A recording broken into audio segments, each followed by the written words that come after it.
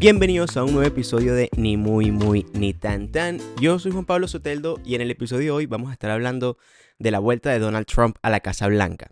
Hoy vamos a estar analizando qué significa el regreso de Trump para la geopolítica mundial, vamos a estar hablando de su enfoque America First, vamos a estar hablando de sus relaciones con sus aliados, con sus adversarios, vamos a estar hablando de las crisis globales que lo esperan y obviamente de la política hacia América Latina con un foco muy especial hacia México, Cuba y Venezuela. Y sí, al final de este episodio quería ver si podíamos responder la pregunta, ¿estamos ante un retorno de ese aislacionismo norteamericano o esta va a ser una renovación para el protagonismo de Estados Unidos en el escenario internacional? Y bueno, y ya sin más tiempo que perder, vamos directamente con el episodio.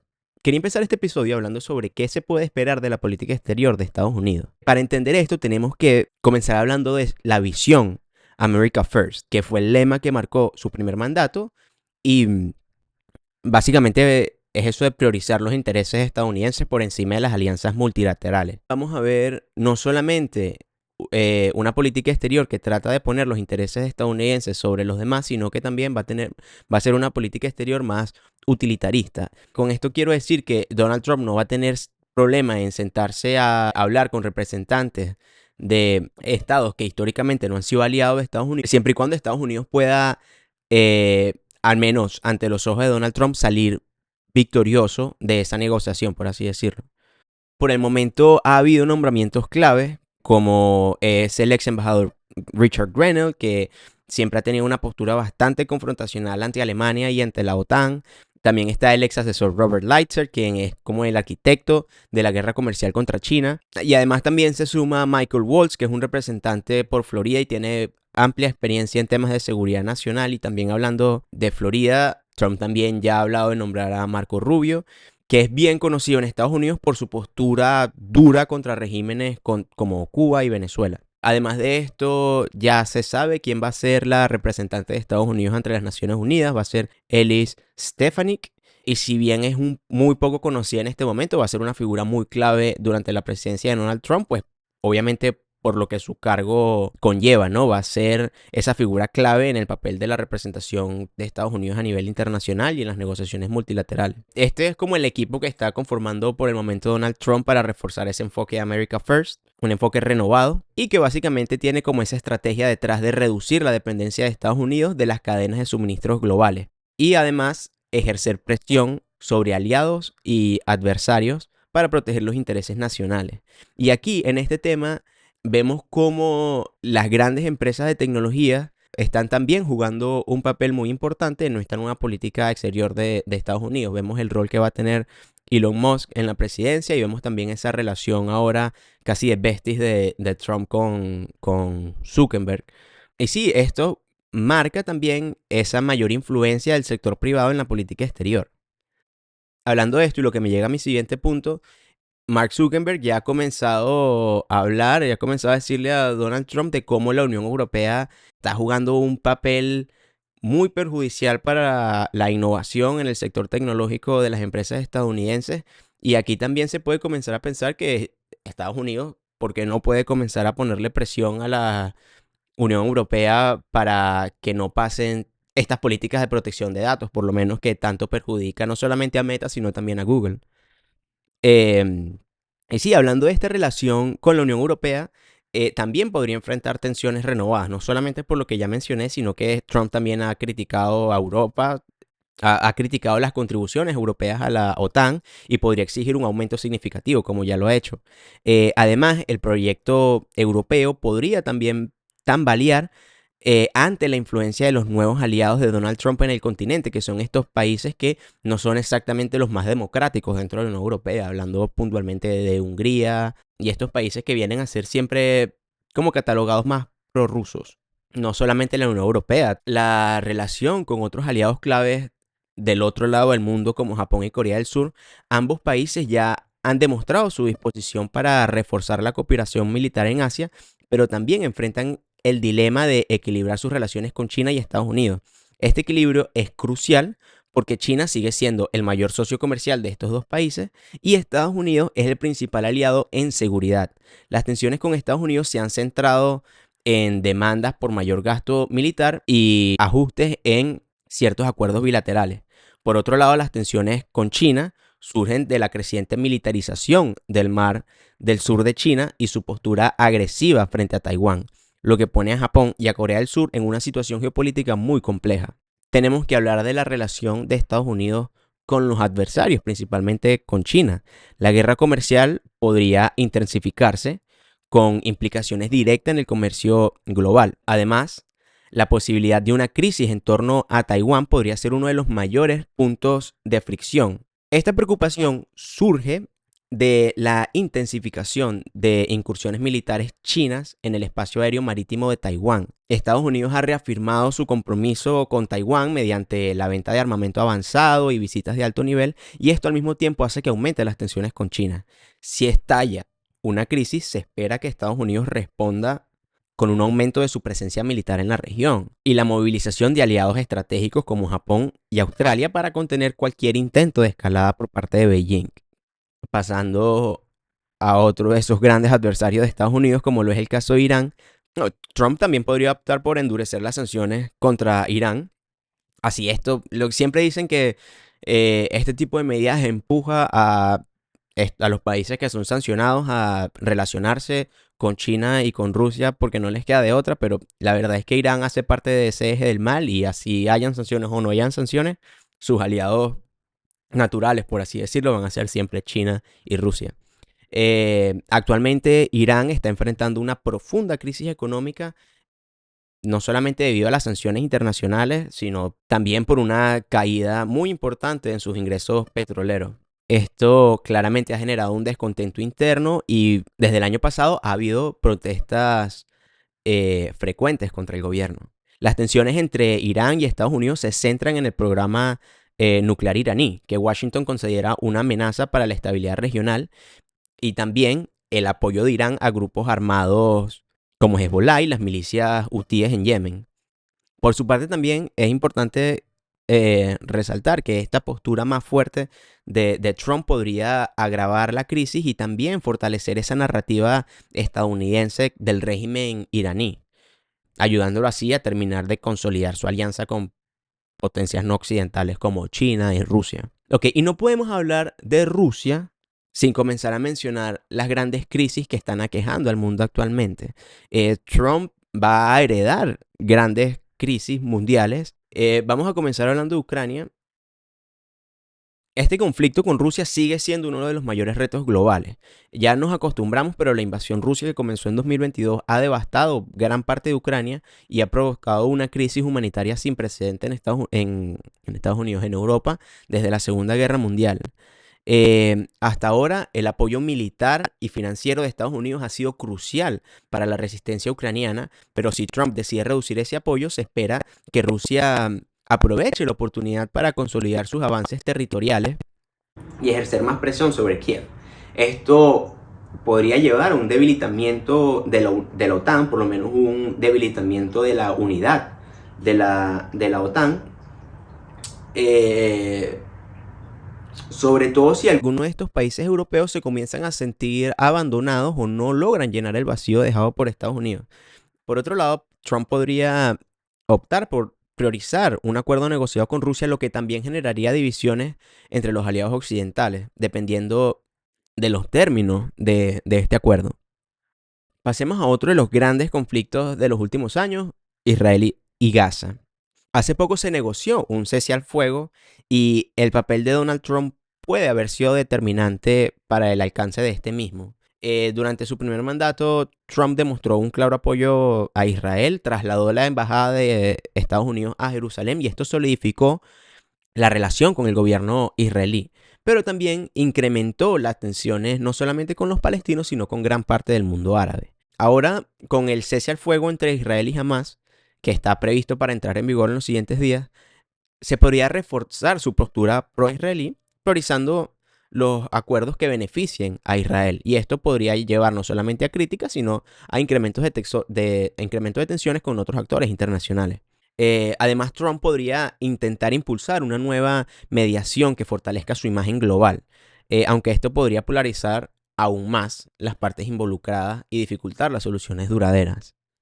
Pero todos estos son crisis actuales, son conflictos que ya están en curso Pero yo creo que la crisis más importante a la cual se podría enfrentar Donald Trump en esta nueva presidencia va a tener que ver con Taiwán. El estrecho de Taiwán es uno de los puntos de fricción más delicados en la geopolítica actual.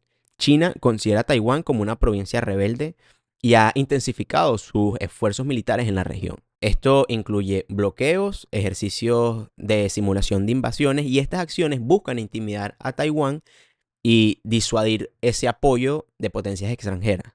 Con Donald Trump de vuelta a la Casa Blanca, se espera una postura aún más agresiva en apoyo a Taiwán, como la venta de armamento avanzado, ejercicios en conjunto, y no solamente que involucran a Estados Unidos y Taiwán, sino también otros aliados claves en la región, como puede ser Japón y Australia. Y a esto también hay que agregarle las visitas de alto nivel a la isla, que solamente hacen que las tensiones con Beijing aumenten.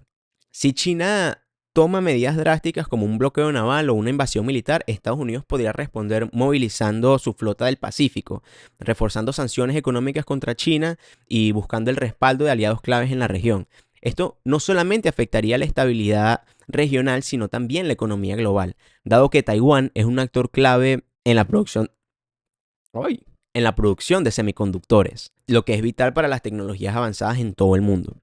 Esto, digamos, es lo que debería suceder en el papel, pero también toca recordar la nueva postura de la política exterior estadounidense, ese utilitarismo.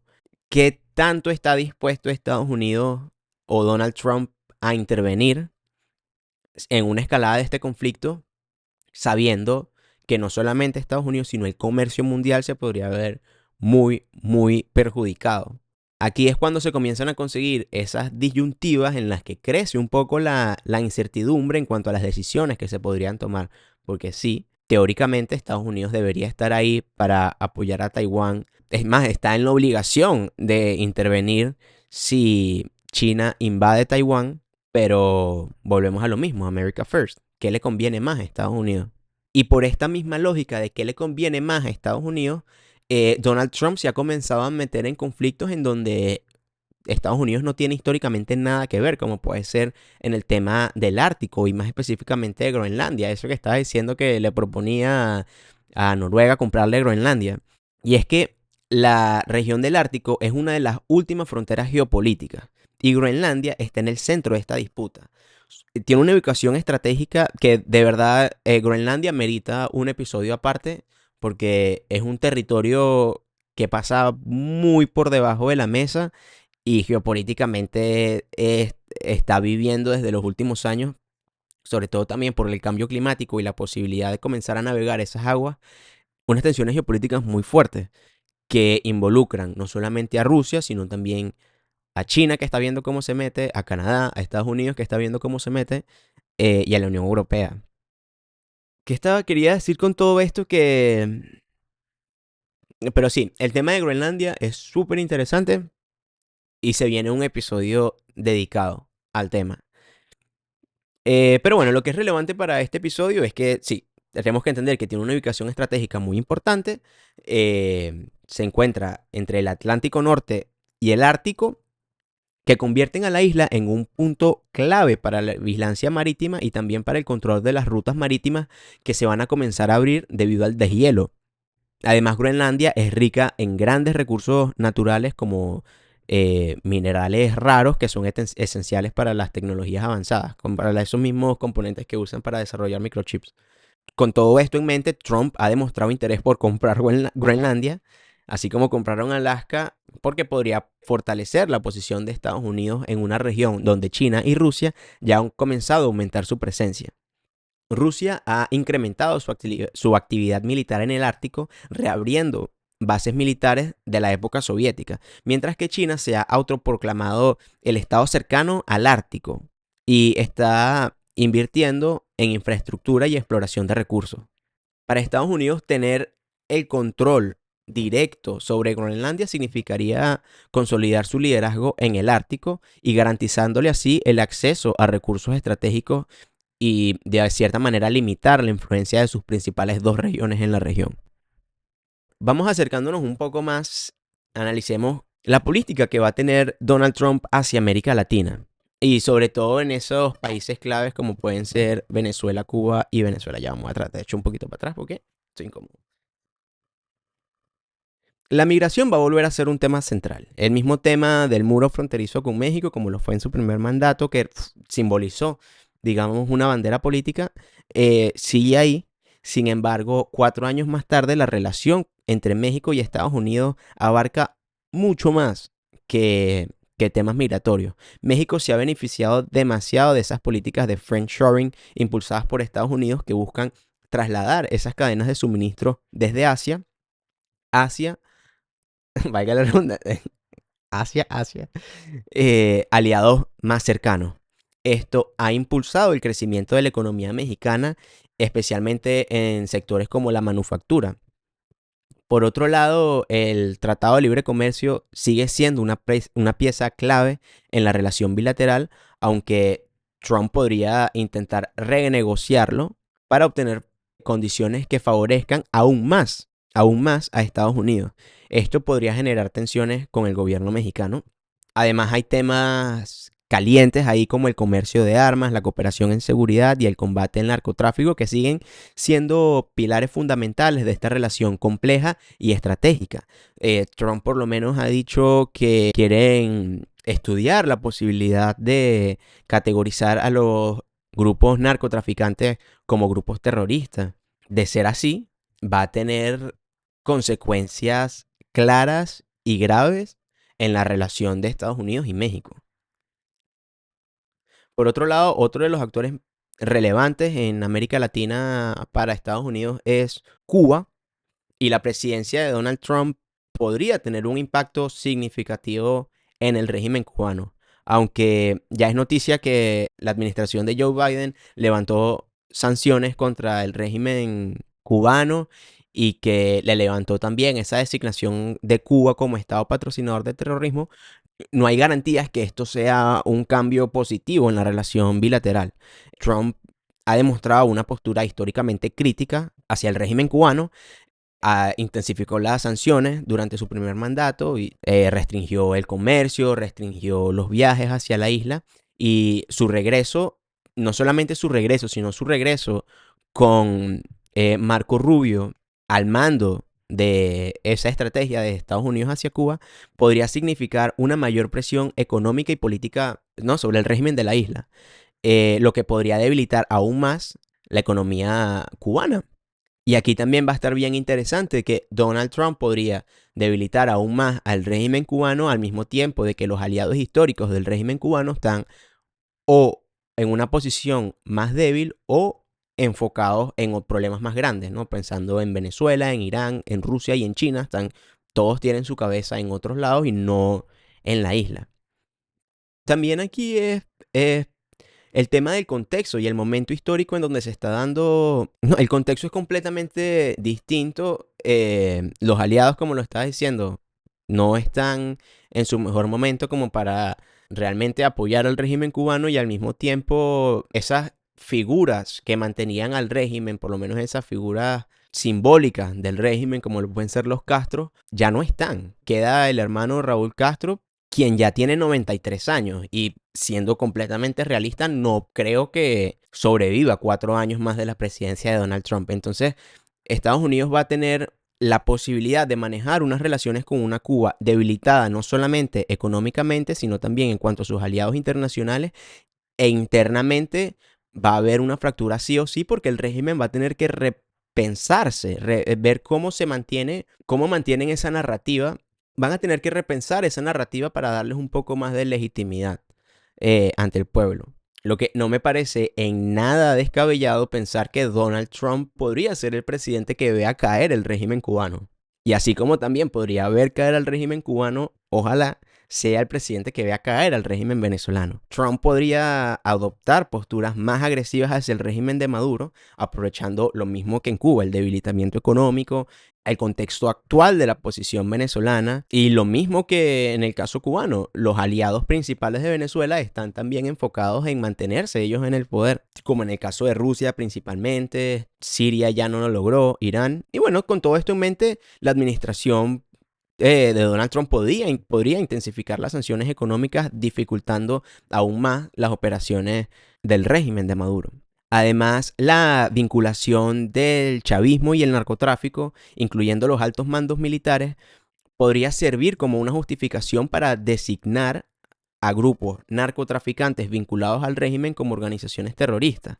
Y esta medida podría, de cierta manera, comenzar a crear el camino para operaciones más contundentes de Estados Unidos en la región.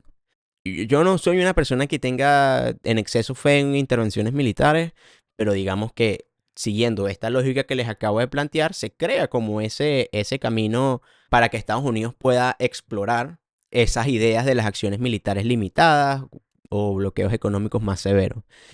Sin embargo, volvemos a lo mismo. Estados Unidos va a tener una política exterior más utilitarista. Así como la administración de Biden levantó ciertas sanciones para que Venezuela le podría vender 5 barriles de petróleo a Estados Unidos, porque Trump no podría hacer lo mismo. Lo que quiero es que no tengamos en exceso fe en que un cambio de administración solamente porque están teóricamente del lado opuesto del régimen de Maduro vaya a significar que el enfoque de Donald Trump vaya a ser 100% en acabar con el régimen, porque la realidad de las cosas es que no es así, la geopolítica es mucho más compleja que eso. Lo que sí es cierto es que, y ya para ir cerrando, el regreso de Donald Trump a la Casa Blanca marca un punto de inflexión en la política global. Su enfoque America First podría redefinir alianzas, escalar tensiones y sin duda impactar a América Latina de una manera muy significativa. Desde Taiwán hasta Venezuela, las decisiones que tome va a tener repercusiones profundas en la estabilidad regional y global. Aquí la pregunta clave es, ¿serán estas políticas un catalizador para resolver conflictos o va a ser un factor que intensifique los conflictos en curso? Esto es algo que solamente vamos a poder responder con el tiempo. Pero más allá de sus decisiones, el contexto global actual exige respuestas urgentes y colaboraciones internacionales. ¿Cómo van a responder los otros actores claves? Eso lo estaremos averiguando en los siguientes años. Muchas gracias por acompañarme en este episodio, el primer episodio del año. Recuerden por favor compartir, comenten y suscríbanse para más análisis. Ad áspera.